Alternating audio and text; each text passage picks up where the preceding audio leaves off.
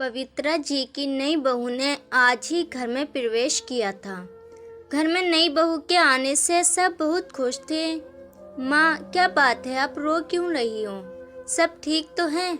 नहीं बेटा, कोई बात नहीं, बस तेरे पापा की याद आ गई।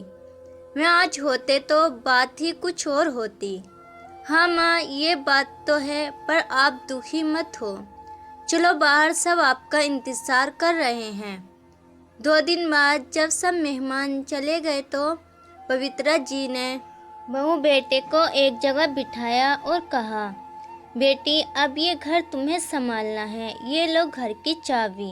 अंजना, माँ जी, ये चाबी आप मुझे क्यों दे रही हैं? ये आपका घर है, आप संभालिए। अमित, तुमने माँ जी को बताया नहीं कि शादी के बाद हम अपने नए फ्लैट में रहेंगे? अमित, बहू ये क्या कह रही है?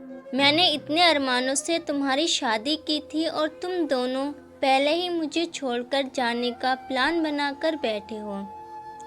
ये कहकर पवित्रा जी रोने लगी। माँ, ऐसी कोई बात नहीं है, तुम जो जानती हो, अंजना नए ख्यालों की लड़की है, इसलिए हम अलग रहना चाहते हैं। यहाँ ये एडजस्ट नहीं हो पाएगी। हम आपसे कभी कभी मिलने आया करेंगे और आप चाहो तो कुछ दिन के लिए हमारे साथ रहना आ सकती हो। ये सुनकर पवित्रा जी को बहुत झटका लगा।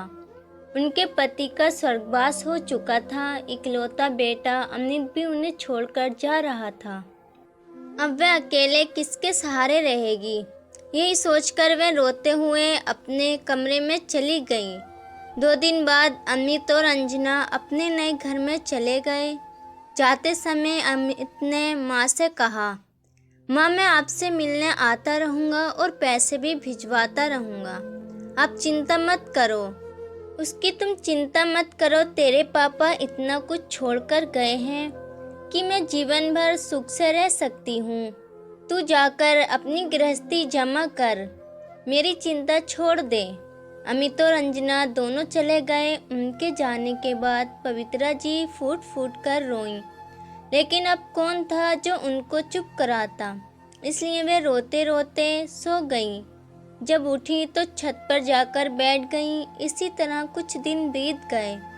अमित ने अपने नए घर जाकर एक बार भी माँ से बात नहीं की। अमित के इस व्यवहार से पवित्रा जी टूट सी गई।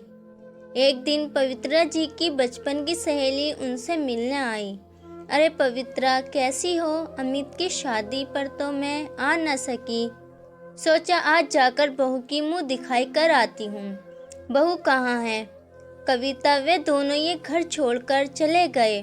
बहू मेरे साथ नहीं रहना चाहती है।